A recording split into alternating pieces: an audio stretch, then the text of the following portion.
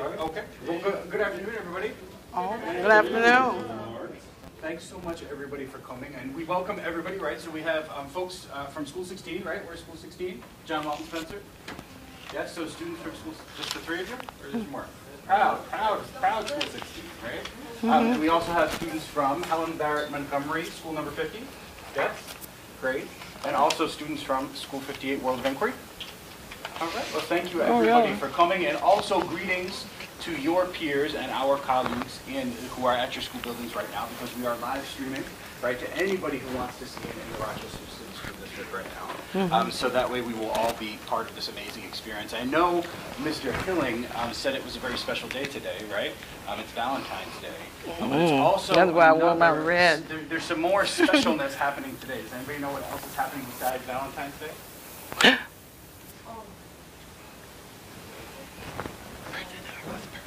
Yes, ma'am. Say it.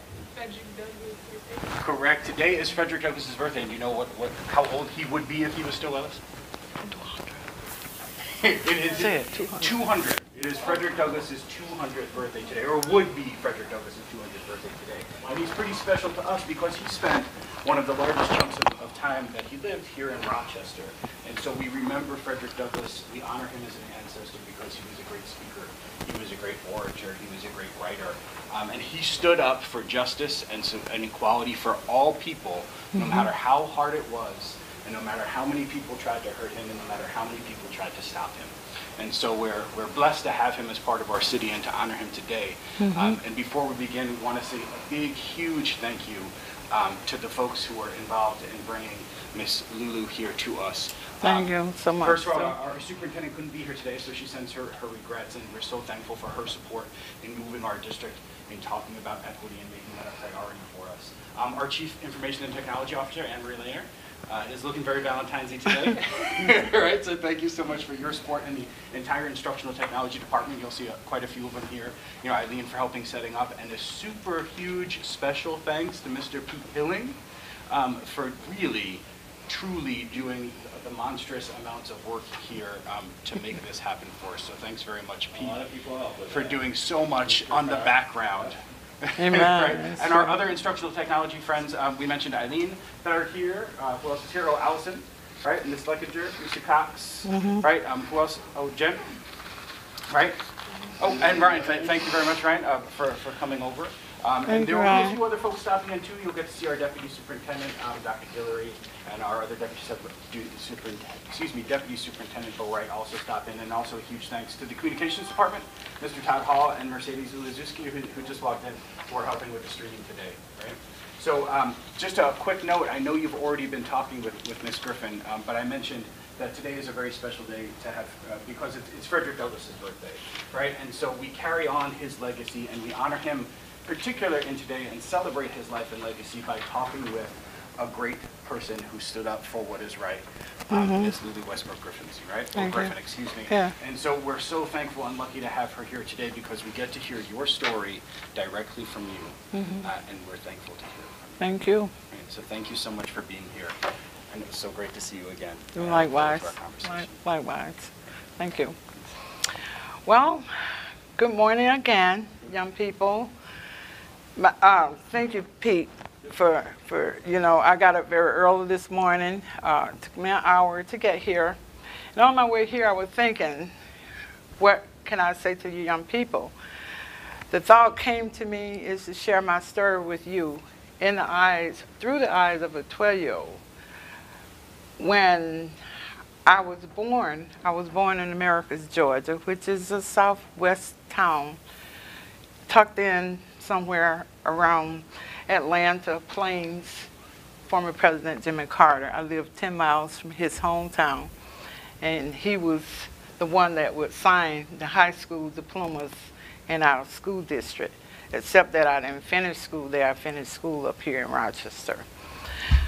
At the age of 12, I was arrested, and I was taken to a stockade about 30 miles from my hometown. The stockade was in a little town called Leesburg, Georgia, and the stockade had been used since 1812 during the war because they had bars on the windows. There was a dilapidated toilet there. There was no beds, nothing comfortable. Everything was nasty and full of debris. And myself and 32 other young ladies was taken to that place off the street after we had been protesting against segregation and the Jim Crow laws. I was kept in this place for 45 days, July 1963, at the age of 12.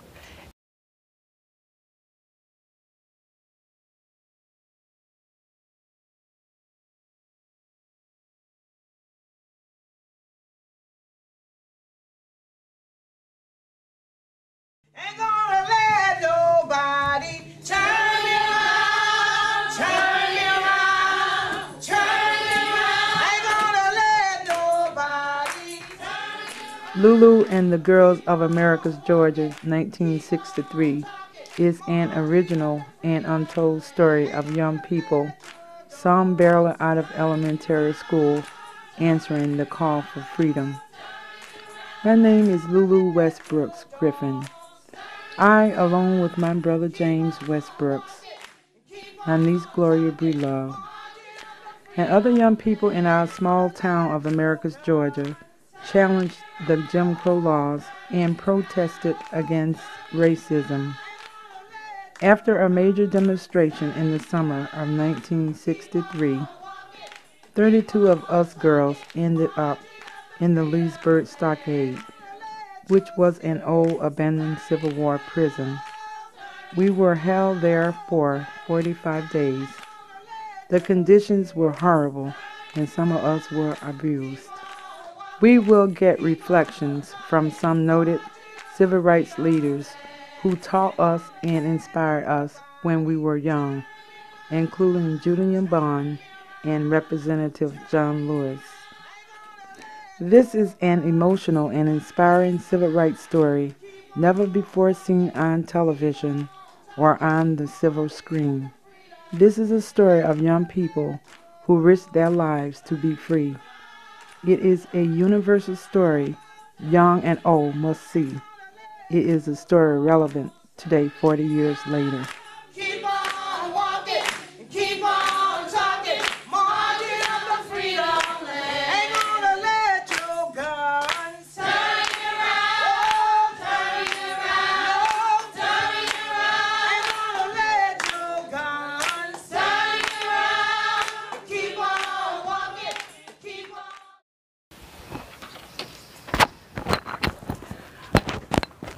Okay, as you can see, the 3-minute trailer is just a snapshot of what we was doing as we protest.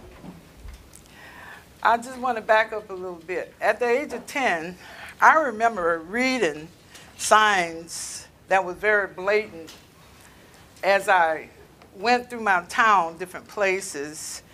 I wasn't aware that I was born into segregation, but these signs was everywhere. You know, like signs, white, drinking fountain only, which you saw in the little snippet of the documentary. Signs like colors, use the back door. Those signs was behind the buildings with hands pointing, white hands, not in a particular hand, but it was painted white.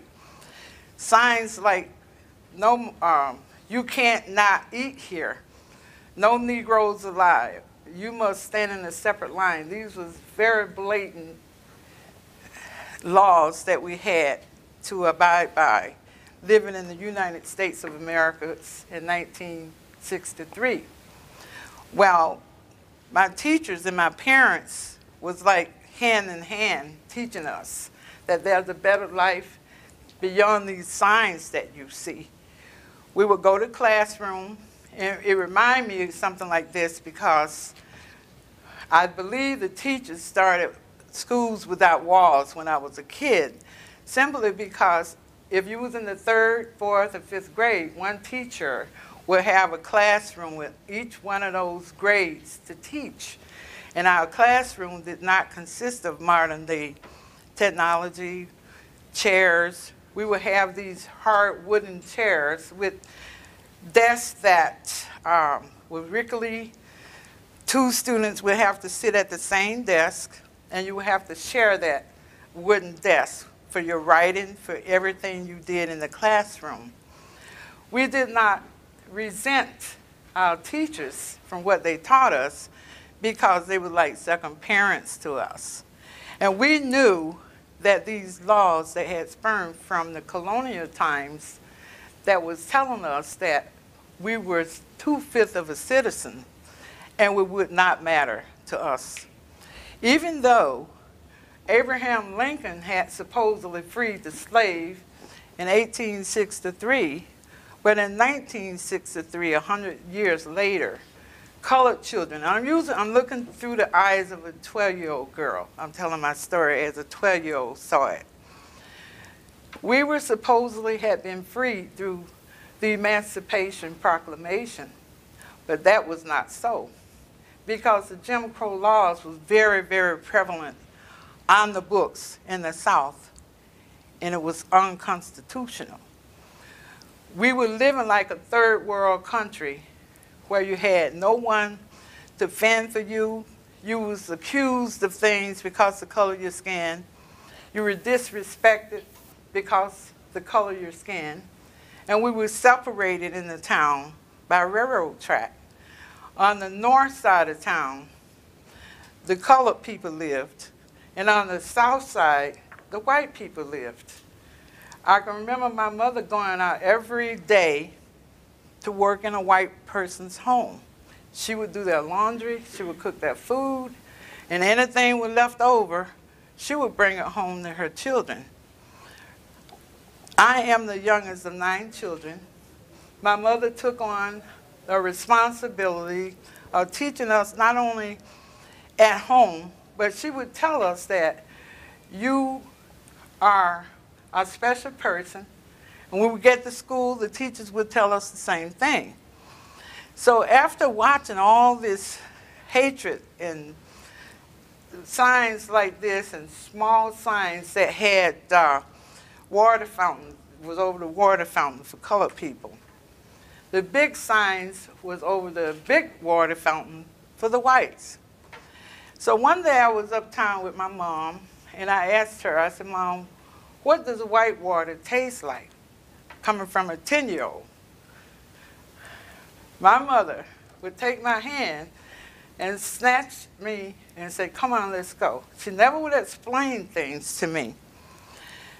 So I thought maybe I should pay more attention to the news of what was going on in the state of Alabama with all the dogs and the water hoses and people that were being trumped up charges against them.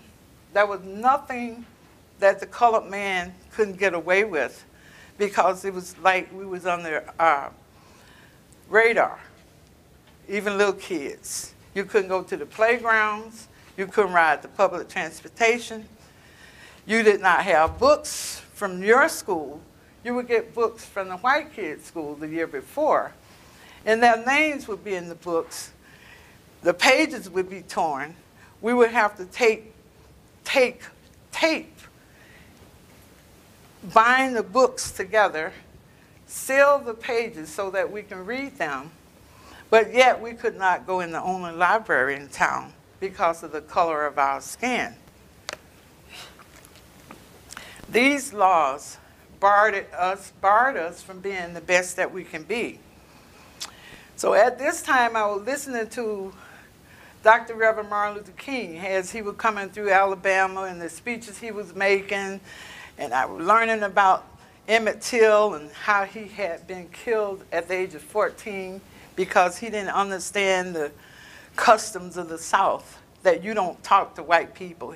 He was from Chicago. And when he came down to Mississippi, I had read about this, that he had gone to a store on a dare where this colored boy had told him, I bet you won't say anything to that white girl. And he said, why not? So when they left the store, he said, bye, baby. A week later, Emmett Till was missing. And his grandfather had gone for help to see if anybody can help him. These are little things I was listening to. I also remember hearing about Rosa Parks, how she refused to give her seat to a white male passenger. I was a 10-year-old girl, and I was hearing all this atrocity, everything that was coming upon us without a cause because of the color of our skin, because these laws had been on the books and they had barred us from being citizens. And we was at the lower end of the totem pole. We couldn't go in restaurants unless you worked there. You couldn't go to banks. They had no black tellers. They had nothing that would help colored people other than the fact that you could go in the white man's field and pick cotton, peaches, or that would be your daily living. What, maybe $5 a week for a grown man to feed his family. I got sick of listening to the way they was treating grown people. The young white boys would call older colored men boy. They didn't have no name. They disrespected them. During the night, in the wee hours of the morning, you would hear where the KKK had burned crosses on colored people's yard. They would rouse these older men up out of the bed 3 or 4 o'clock in the morning, saying that they had been raping their children. There was all kinds of trumped up charges against colored people. Well, we started to think, how can we change the system? Because being the youngest of 9 children, I had a brother that had just began to go into college at Fort Valley State University College. To have him come home and told him, the only good job for you, boy, is to shine white folks' shoes. They didn't know my brother because he was the president of his class. He was on the football team, and he was a very, very smart young man. So when he did find out, it's got to be something we can do. He took me to a mass meeting when he found out there was a mass meeting coming to town. And this mass meeting was in a funeral home because that was our only refuge. You know, we couldn't come together and have meetings knowing that we were plotting and planning how we were going to march and demonstrate our way of life to the segregation signs. Anyways, we had been going to mass meetings. Eventually, we would have these mass meetings in churches because the churches was our refuge. Oh yes. I went to Sunday school. I knew all about the Bible. I had teachers that would go hand in hand with my parents, and they would tell me that you have greatness in you. You can change things. Your voice have to be heard. I didn't understand that until after a couple of years that I had gone to mass meetings. I listened to the freedom speakers, listened to the freedom songs. We made our signs, like justice signs that would tell us we can carry these signs, like peace signs we would make. We would make signs that would say equality. I wasn't sure what I was doing at the time, but these signs are the things we carried while we protest, type of signs. We did not do a lot of talking. We would sing our freedom songs. Oh, freedom, oh, freedom. We would sing those songs as we walking. Oh, freedom, over me, over me. And before I be a slave, I'll be buried in my grave and go home to my Lord and be free. Those songs we would sing. So this particular day, I had gone to a mass meeting, and we was told eventually you're going to go to jail. They would teach us how to protect ourselves just in case they would come upon us with their billy clubs, the water hose, their dogs. They had them all. They had the irons, the prodding irons that they would shoot animals with to step back, electrical charge on them. They would use these on kids to make us stand back. But this one day, we had filed out of the church, and we were going towards the Martin Theater this was the day of reckoning for me. I was 12 years old. I was in a group, a lot of students that came off campus. They were running, getting in the line to protest. Anyone could not march in those marches. You had to take an oath of nonviolence, which we did. We were told that if we go do a sit-in, you would sit there no matter what they did to you. You was there for a purpose. We were trained that if somebody light a cigarette, blow the smoke in your face, you didn't retaliate. Sometimes they'll take a bowl of sugar, dump it on your head to try to get you to get up from the counter. Maybe take ketchup and squirt it on you, but you sat there because you had a purpose to break those laws of segregation. I was very afraid when I saw these real tall state troopers, KKK members that would be police officers during the day. At night, they would be the one that would roustle you up out of your bed, or they would keep fire going on your lawn. I was afraid, but I knew I could not change my mind.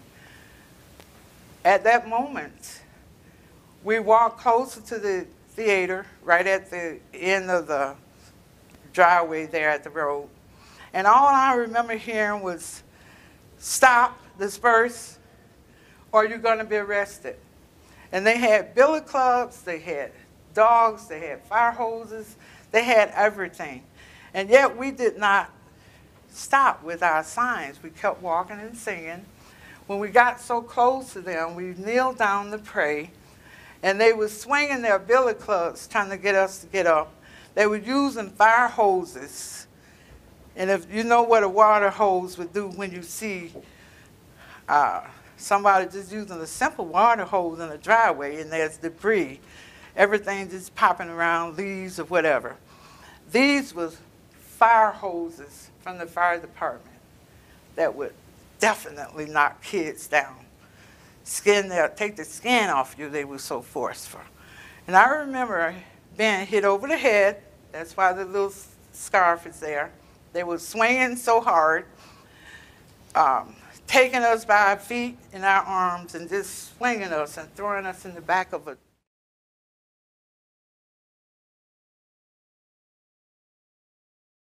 bars on the window, the back door, no air that you can breathe. And they threw all of us kids in there. And the next thing I know, I was on my way to the Leesburg Stockade. As we was gone and gathered in the Leesburg Stockade, oh, you see it.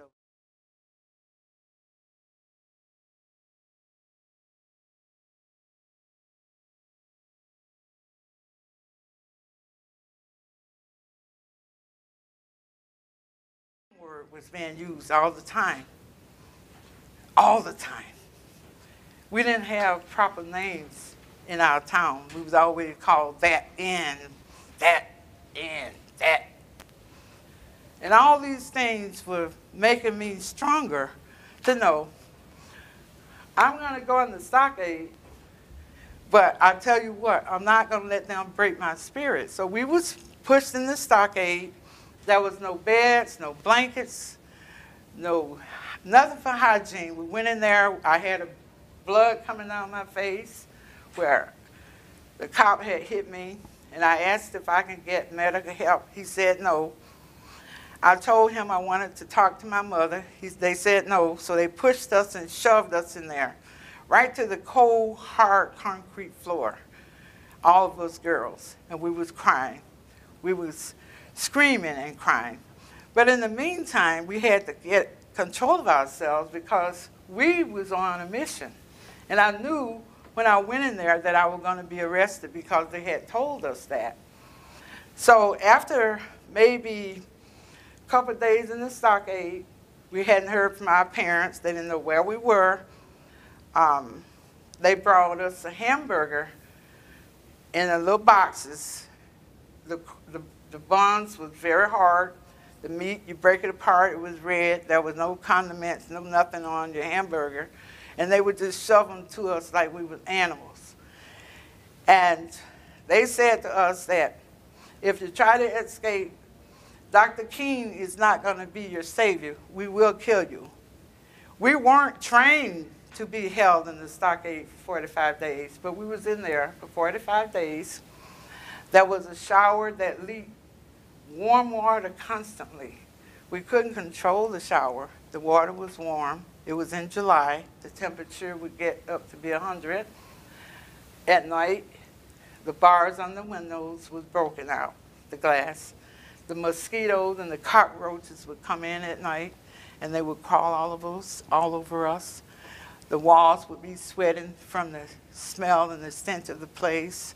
Eventually, we had to release ourselves, and we would go to this dilapidated toilet and release yourself. You go to the shower, you put your hands up like this to drink the hot water. We had the same clothes on that we went in as 2 or 3 days had gone by. We had no hope in our parents knowing where we were. I wasn't taught to walk out of the house or the yard of my parents without their permission. We was under the hands of the Ku Klux Klan that had taken advantage of us. And we was there for 45 days. Eventually, someone came along and they threw a rattlesnake in the bar, inside the bar. We was already suffering from the bruises, from laying on the hard concrete floor. We had scrapes and bruises. Some of us was filled with mucus from the stench. I used to suffer with earaches, and scratches was all over us, and we would pray and we would sing our freedom songs. We would look to one another for strength. And we was trained, but we weren't trained to be in such an inhumane condition. 10-year-old, 11-year-old, and 12-year-old girls, maybe 14-year-old girl, which she wanted to be in charge of everything. And it's no wonder, because she ended up being a narcotic agent later on in the years. But the stockade for me was a horrible place. And we would pray, we would sing our freedom songs, we would wish for the things that, are so comforting, like your bed, your mama's cooking, your grandmother's cooking. We went through a lot of stuff in our minds, but we didn't have proper representation. So we was there finally until Danny Line Danny Line was a photography student that had heard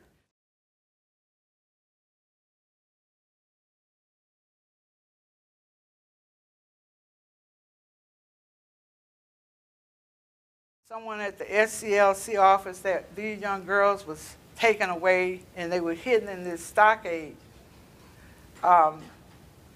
Later on, these things I'm saying now because I met Danny Line as an adult, and he was telling me the things that who was working on the outside trying to get us released. And it certainly was our parents, because our parents worked for the white folks and they was afraid. I'm my mother's baby daughter. She had no idea where I was. When he did come to take pictures of us in the stockade, he set a camera, which is not like the modern day cameras, right at the base of the window. And he said his hands was shaking like this, taking pictures, because he was told to come there and take pictures, not of us, but the condition that we were living in, which was squalid conditions. There were feces had piled up in the sink drain. We had no change of clothes. The young women had started their, got a little more mature in there, and we was wretched. I remember one girl was screaming every night because the rattlesnake that had been in there, they had taken them out, but she was having nightmares, and it was so sad. But after he came, I said a week later, we was taken out of the stockade back to Americus jail, the same way we went in. My school had begun, and I remember going to the health department with all these girls, and they gave us a shot with the same needle. Everybody got a shot with the same needle. And we went right to school the next day. I had no psychologist, or there was no one there that could help me, you know, ration out my mind. We had bouts of crying all the time. And all of these things happened to us just because we stood up for what we believed in, and we wanted to make a difference. The difference that we made, and I'm skipping around a little bit because I'd rather, if you guys have any questions, please ask me. You can stop and raise your hand right now. Yes. You have to speak up, dear. Was this like any fights between the girls when you lived together? Any fight? Oh, no. Was this like different groups that hate each other, or just how that was? Oh, no, we got along because some of us was related, some of us went to the same school, and we lived in the same neighborhood. Because you have to remember, at that time, colored kids went to school with colored kids. There was no busing. There was nothing like that. We were trained. We were trained. We were trained to stay calm. We were trained to protect ourselves. You know, they would teach us how to lay on your side with your knees in a fetal position, and you cover your head just in case someone come with the bat or whatever. And we were beaten. I mean, it was really horrible situation. But the reason for that is someone, and we believe that someone took advantage of that, because the reason we wanted to change the laws because they were so blatant. You guys have no idea what born in the segregation is like. You don't know what it's like for somebody to not like you in your whole town because your skin color is different. Now, not all white people were like that, don't get me wrong, because there was a lot of them that really cared about the colored people, but they was afraid to speak up. And you know, when they did speak up, they would call them the and lovers. Y'all get the message? Okay? But we didn't fight. We was praying. We had gone to Sunday school. We knew how to read the Bible. We had a lot of faith. We had good teachers and good leaders. Our parents were good, loving citizens, and they wanted what was best for us. We was gung-ho. They could not change us. We were changing the whole scenario of what had been since the 1800s, those colonial laws. And what I'm saying, young people, anybody got a question? Yes. Was there more than one cell? Pardon me? Was there more than one cell in the jail? Well, actually, where we were, no. It was just one big room, you know, with bars on the window. But we were at another jail before we came there. And all the jails were full. Even in Americus, the jails were full. They even had makeshift jails, because they even used a part of an old post office to make jails. And one of the guys in my class broke out and got, I don't know what happened to him, but when I went down there 20 years ago, he was the sheriff. You know, it's amazing how if you stand for something, that nobody can't indoctrinate your beliefs and your feelings. You have to have those feelings for yourself. Because every one of you young people in here, you're flawed, we all are. But there's greatness inside of all of you.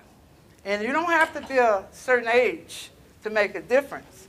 Most of the time, young people have a good, strong mind, and they fear that if they speak up, they're going to be ostracized.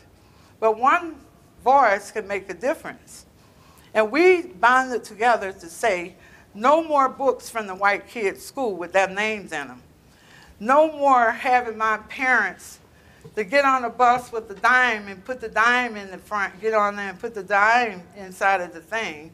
And then they got to get off and walk back to the back of the bus and get back on in the back so the white man can have a seat. You know, all these things were happening. Little kids driving their bicycles around. If they crossed the railroad tracks, the white kids would send out big dogs on them, and there was so much going on. It was a very, very tough time for me as a young girl. It was turbulent times.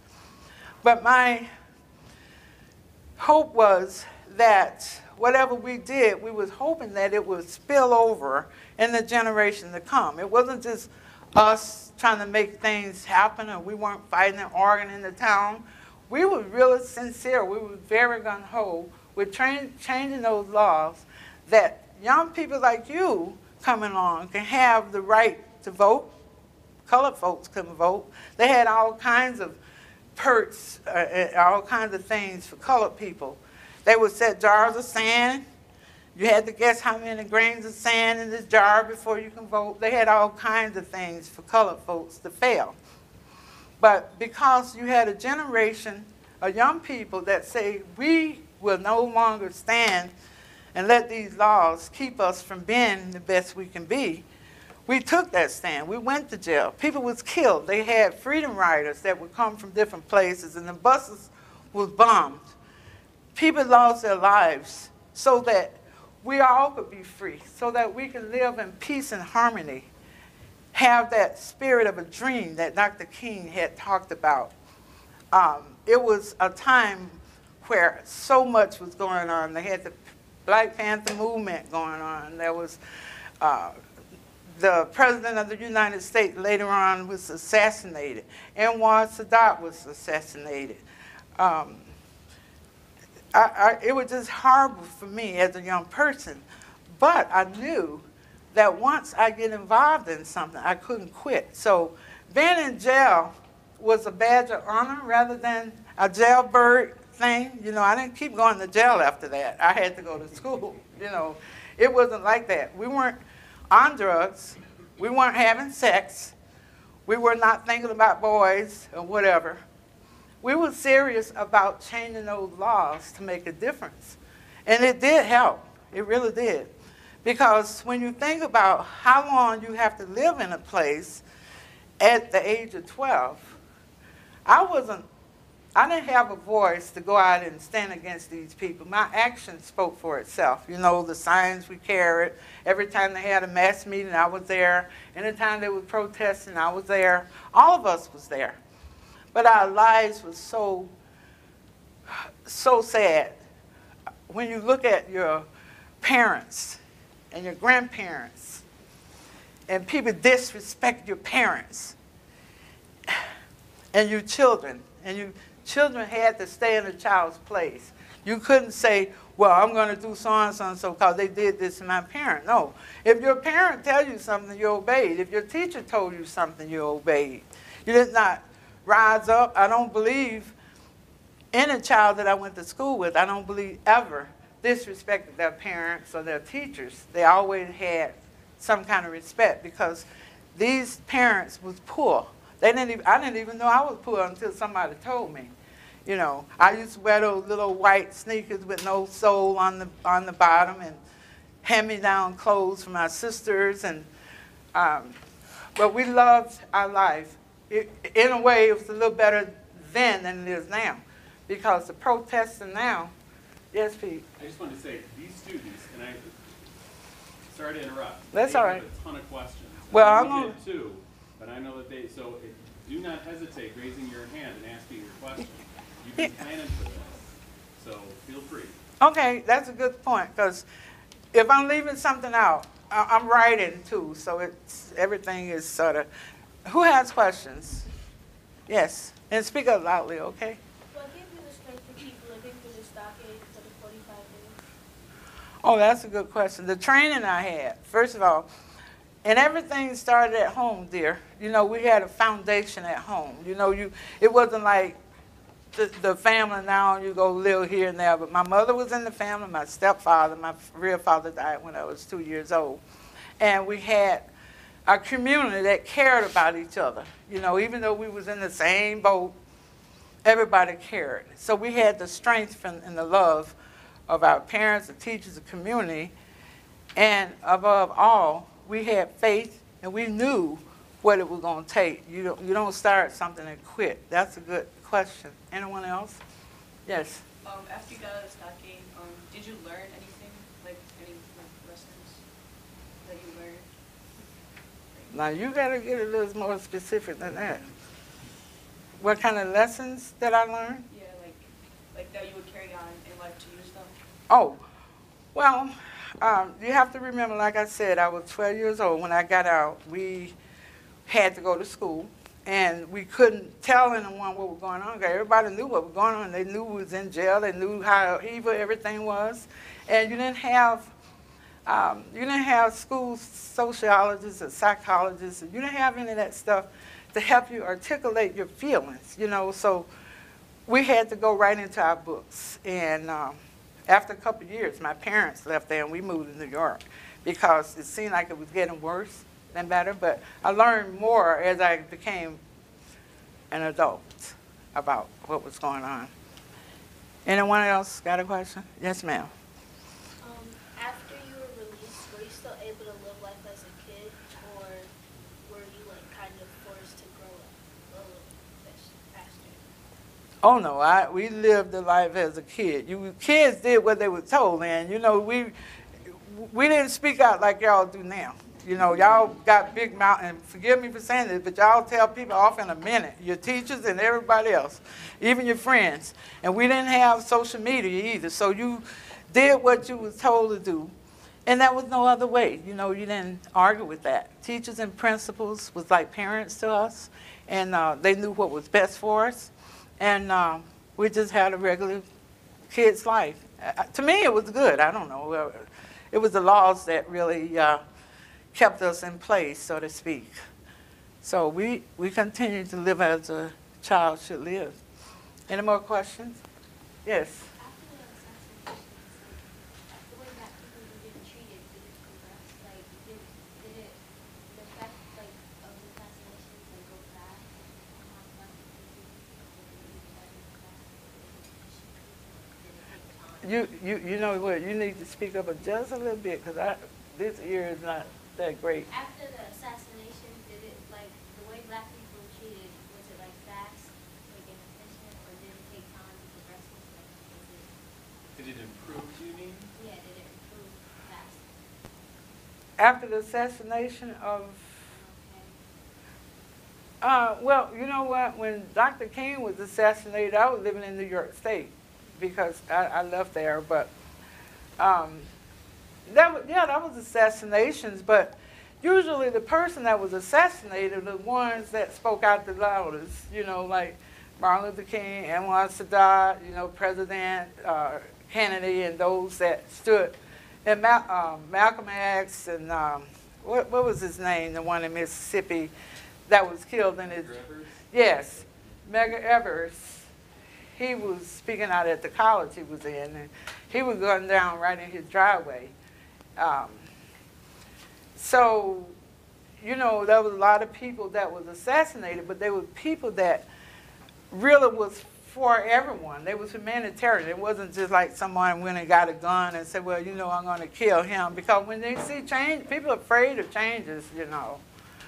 So that's, to me, that was just something that was just going on because there was those people that didn't want to see people come together and they didn't like what they had to say.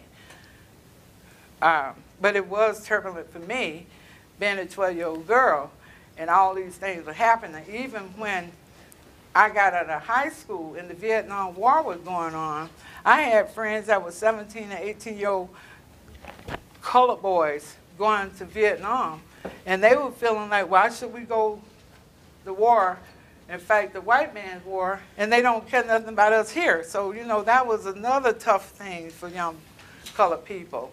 And that word colored was the terminology of the identity that they would describe us. Did anyone have any more questions? Yes. When you were doing protests and people were treating you violently, was it hard to respond in a nonviolent way and kind of keep it together while they were being so disrespectful? Well, if you was in a demonstration or protest march, you would stay true to the oath you took because that was always sidelined. Matter of fact, let me read this poem I wrote real quick. This is something I wrote from that era. Americus Georgia in 1963. There was obvious signs of bigotry. Laws of segregation were everywhere. white supremacist groups did not care. They hated the people of color, and it was blatant and vicious towards my sisters and brothers. There were perpetrators, spectators, instigators, violators, vigilantes, agitators, KKKs, and Negro haters. We marched with our play cards and sang freedom songs. We were beaten in jail while making history at home. Many fought for their freedom to change the Jim Crow laws. Now Americus Georgia has no signs of segregation, but liberty and no more segregated walls. I wrote that. To answer that question too, thank you. Y'all can have a copy if you want. and another thing, young lady, I had some experience with white kids, though, after that.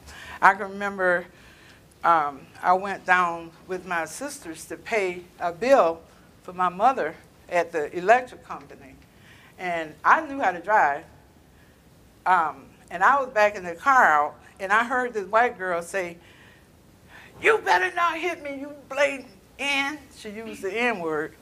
And she scared me. I got out and looked, and I was nowhere near her. And she came around and kicked me so hard right in the shin of my leg.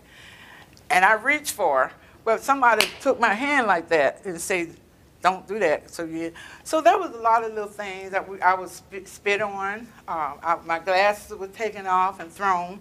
So there was many little instances where people would antagonize you. But for the most part, after 16, I was not living in Georgia. I came up to New York at the age of 16, and I continued my education. I never could understand that. That's why I studied psychology. I never could understand how people could be so blatant mean, and that was what I studied.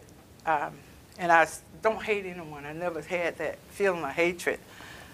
Did someone have a question over here? No more questions? At what point did you know you had participated in something that was historic? Because you were in Americus Georgia, you're 12 years old, and this thing happens. At what point in your life did you realize that you had played this part in something very large and very sweeping that resulted in massive change over time? At what point did you sense that this was an historical thing that you had participated in? After I was up here, I went back down, I believe in 1970, to a high school reunion. And the school that I had attended, 9th grade, the last time, they had a thing in the yard, like a post with a plaque on it saying that this was a high school and it's no longer a high school because the Ku Klux Klan bombed it when it was going to be integrated. So the day or two before it was going to be integrated, they bombed the school. So things like that, the fact that people was signing up to vote, the fact that I saw buses coming in the neighborhoods where I used to live, was picking up colored and white kids in that area, and I thought, wow, that's different. But just little things, I noticed. And some of the guys were dating a little bit in school, and some of the white kids and black kids became friends. And but it was totally different because there was no social media. That everything you did it honestly, face to face. And so, yes, ma'am. You said earlier that when you came back from school, how did the kids treat you? Because you said that they knew what was going on. How did they treat you when you came back? Well, one thing for sure, they weren't calling me a jailbird because there was a lot of them in jail too. And they didn't treat me any differently from the way it was before because we were all sort of in the same boat. And we didn't have legal representation to say, well, I'm going to get a lawyer because these people hurt me, or I came out bruised up, or, who you going to tell? Everybody knew what was going on. So we were still friends, you know, and families. We had a wonderful community, even though we was poor, but we still love everybody. Everybody raised everybody's kids. It wasn't, I never heard of latchkey kids until New York State had that, because there was always someone to watch you, your older sisters, your aunts, your grandmother. Everybody lived together, you know, and look out for one another. So it wasn't bad. The only thing that was bad was these laws that was keeping us from having the full, you know, status of being a citizen in our town. It was hard when you think about looking back at it. It was very difficult because I never could understand that mentality of why people would treat you so blatant hatred, and they don't even know you. Yes. What year was it when you got out of jail? Same 1963, same year. I just was in there for a couple months almost, for all the summer. And when kids was outside playing and having a good time, we were locked up. And I mean, the walls of the stockade would be sweating from the stench, from the building up for waste, from the heat. It was just horrible. It was a horrible situation. But if you ask me, would you do it again? Would you go to that thing again and do that? I probably would say yes. You know why? Because I know that I lost my innocence then, but it made me a better person. It made me realize that people are equal. They should be treated equal. God made everybody, and there's greatness in everyone. There's, like I said, we're somewhat flawed, but every one of you young people in here can contribute something to society. It doesn't matter, even if you're the only one in your classroom that stand up for somebody that bullying you, because if you don't stand up for what you believe in, you're going to fall for anything. And we had a mindset that we were going to stick together and we were going to change the society. And it did change. Now, people have asked me, if Dr. King was alive today, what would he say to our society? Now, can somebody answer that for me? If I know you didn't know him, and I know you didn't know the times that were, but if Dr. King asked the question, young people, do you know anything about the civil rights movement as far as people putting their lives on the line? What they went through? Huh? No? I know you do, Pete. They do too. Well, I'm waiting for somebody to respond. Yes. Yes. So maybe you're saying, how are things now? Well, How okay. are things better as a result? No, wait a minute. You know what? If Dr. King was in this room and he said, you know what he would ask? Where have we gone wrong? You know, he was a humanitarian, but see, a lot of people think that Dr. King was just for the colored people. That's not true. He was a humanitarian. He was for everybody that was poor.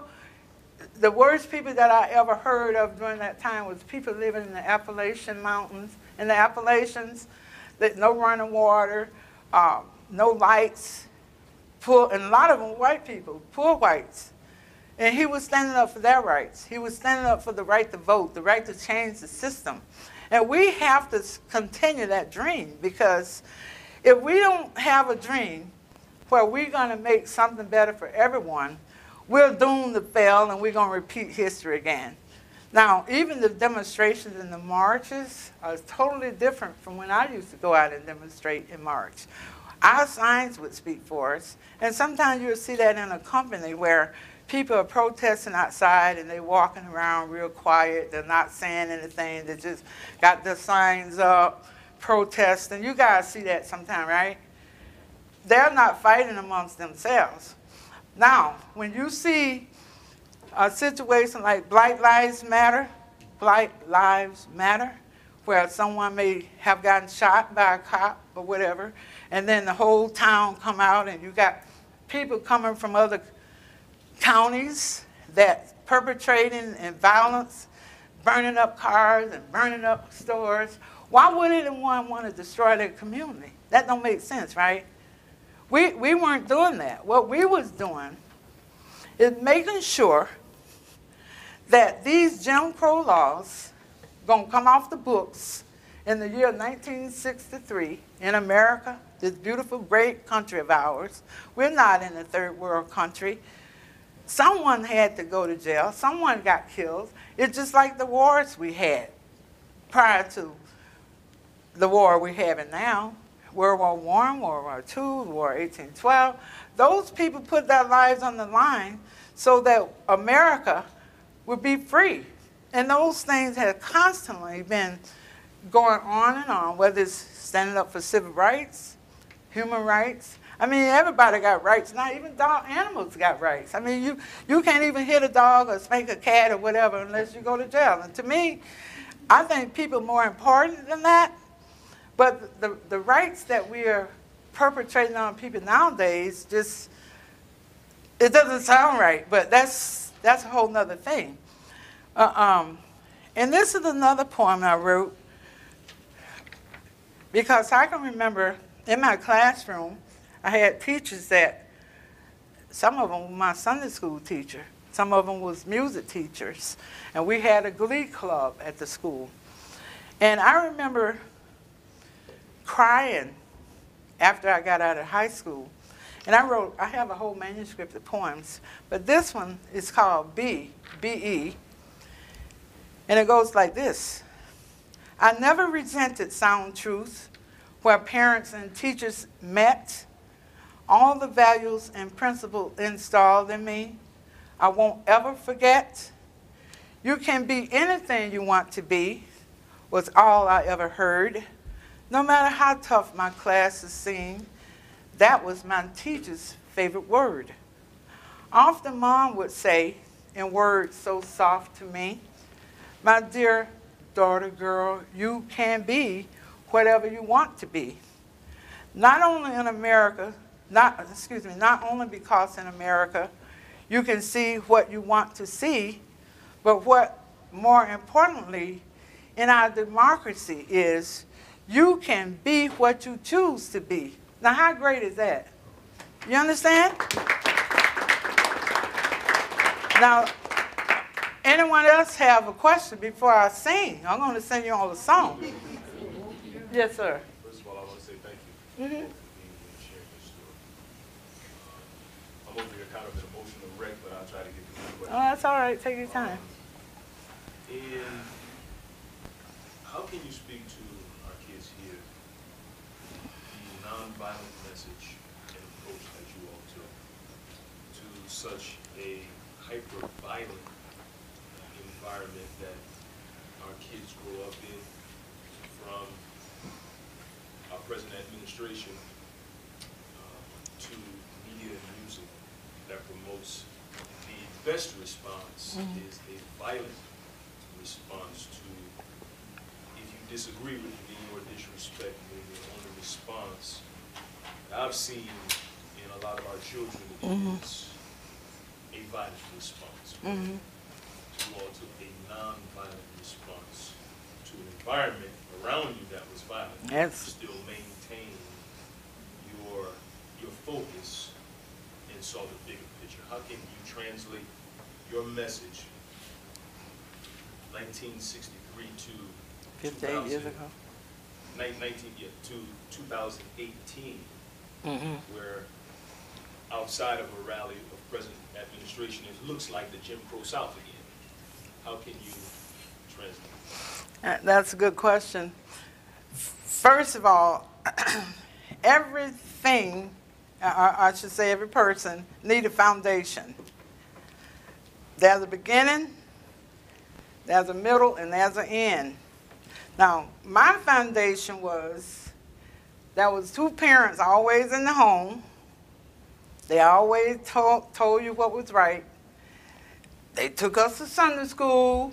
They read the Bible. That's where we got our most important faith from, through whatever the Bible would say. My parents would tell us that God loved us, that He made all of us here for a purpose. We're here for a purpose, you know. You're not just sitting here to wear sneakers and hair up real high, or, you know, wear different clothing that might make somebody envy you. We're here for a purpose. All of us are great within. Someone has to tell you in your home, you got to start out with the foundation where a mother, even if it's not a father in the home, maybe it is a father, not a mother, but that person has to be the role model to tell you, okay, everything, which my mother would say and the teacher would say to us, everything starts at home and it spreads abroad. So you can't just grow up in a culture like this without any kind of teaching, with any kind of strength, without any kind of support, without any kind of education. The only thing that I see in that case, dear, is that the home has been broken. And I feel bad for kids in this culture because they have been indoctrinated by Hollywood, first of all, by these magazines, teen magazine and different magazines make you feel like, well, if you ain't skinny enough, you don't fit. I was under the impression that if you got blue eyes and blonde hair, that's what epitomizes what beauty is. Oh, that's not true, because anybody can dye your hair blonde, but you can't change or legislate the heart. That has to come from within. That has to be something that is a character of the person. And it's just like a pond. If you took a stone and you threw a stone into a pond, what are you going to get? Who can tell me? You're going to get a ripple. Who said that? That's right. You're going to get a ripple effect, okay? And it's going to keep on going out. Now, I said that to say this. If there's no one in your life, in these kids' life, and I believe teachers and educators work very hard to teach kids, and they don't have time to raise somebody else's kids. You got to be already have this focus when you come in the classroom. You can't come in there with an attitude, well, I'm not listening today. Sometimes kids' minds are made up. And if your friend don't make it, they don't want to make it. It's almost like, well, they seek out some of the people that would make them feel good about themselves because they're not feeling good about themselves. You know, I heard a thing that says, hurt people hurt people. You ever heard that saying? Sometimes when kids are hurting at home, they bring that negative attitude, and I'm not just talking about anyone here, but the culture we're living in started way back with Hollywood, you know, promoting looks and promoting violence in movies. Then it went from that to the games, the video games. Kids got on the headphones and they got those things in their ear. Now they're on Facebook. Now they're on all kind of social media.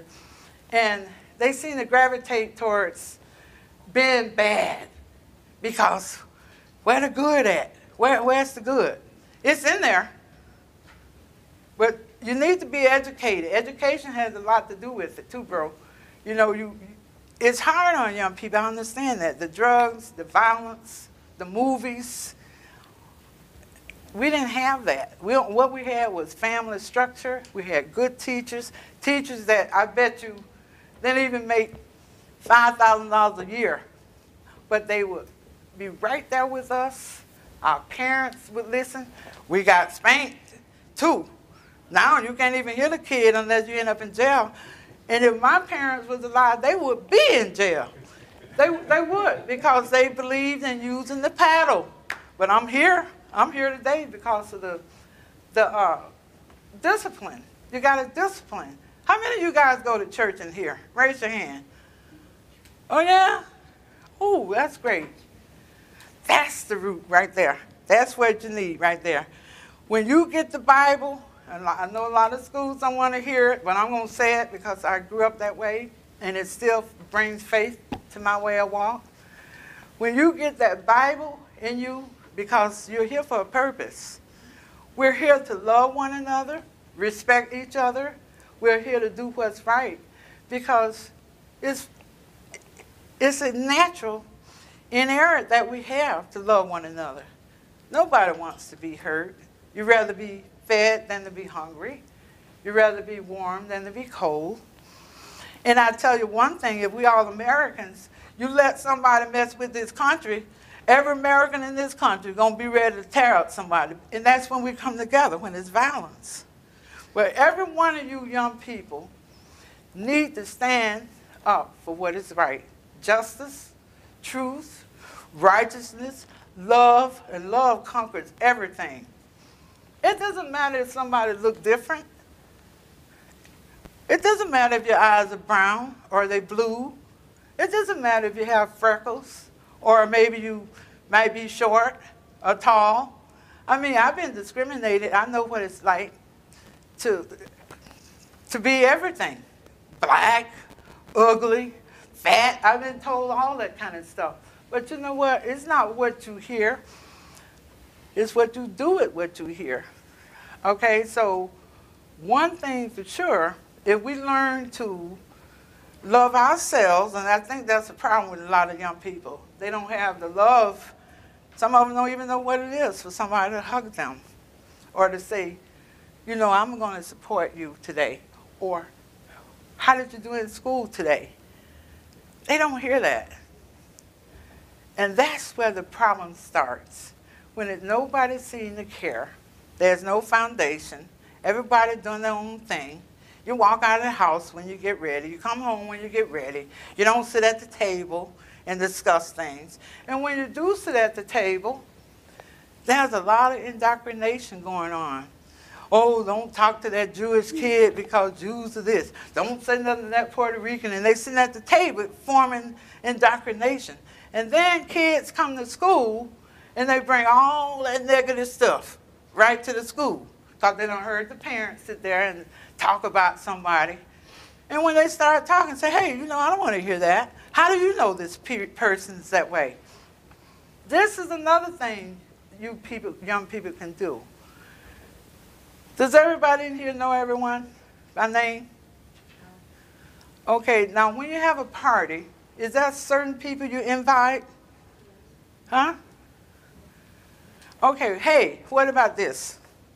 If you're in a classroom and you see someone, one of your classmates sitting around, and you having a party, and you're handing out all these little invitations to certain ones, being partial to someone, that's wrong. Don't show no partiality toward people. Hey, say, hey, well, how would you like to come to my party? You don't know, that person could have a rapping, he could get there and rap for you, you know, and lighten up the party. He could get there and bring something and say, hey, look, I drew this. We all have talents. We got talents. Let's share them. Let's speak up. Let's look out for one another. Because none of you guys look the same, and none of your fingerprints are the same. So you're different. Yes? So we have about 5 minutes before they go to lunch. Oh, okay. These students from 3 different schools are going to be able to do just that, have conversations with each other. Right. They're meeting for the first time. I just want to be conscious of the fact that if you've got a burning question that you want You better ask me now. You better ask her quick. Okay? And then I want you to stand up and sing this song real quick. Because there's a light in all of you. We have a question in here. Yes, dear. Who tell you guys how to protest? Pardon me? Who tell you guys how to protest? Who taught you how to protest? Oh, well, we was trained during the civil rights movement. We went to mass meetings. These mass meetings was like a lot of people, you know, and they were leaders, and they told you what we were going to do. They remind us that we're not going to throw rocks, we're not going to do this and that. Stand up, young people, before y'all go. Come on, everybody stand up. Everybody has a light inside of them. Everyone has greatness.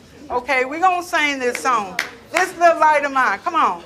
This little light of mine. Come on, bring that light out. I'm gonna let it shine.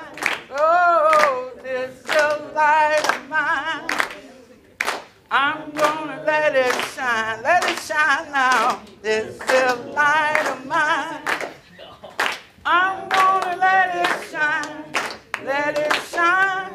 Let it shine. Let it shine. Hey, everywhere I go, I'm gonna let it shine everywhere I go. I'm gonna let it shine. Okay, now, everywhere I go, I'm gonna let it shine, let it shine, let it shine, let it shine. Oh, all right. Well, I wanted to say this, young people. Get yourself educated, stay in school, stay away from the drugs and the bullies. Anybody bullying, send them, give them my phone number. I'll talk to them for you. But stay focused on your greatness that you have inside of you. Love, truth, justice, and righteousness. Ain't no time for no fooling around because we all here for a purpose. And let's make this a better world. You guys are going to be our next leaders. Okay? God bless you all. All right. So nice to have you. Thank you so much. Okay, so everyone can have a seat for a second. And then we're going to have, we have a couple Chromebooks out. We just need you to...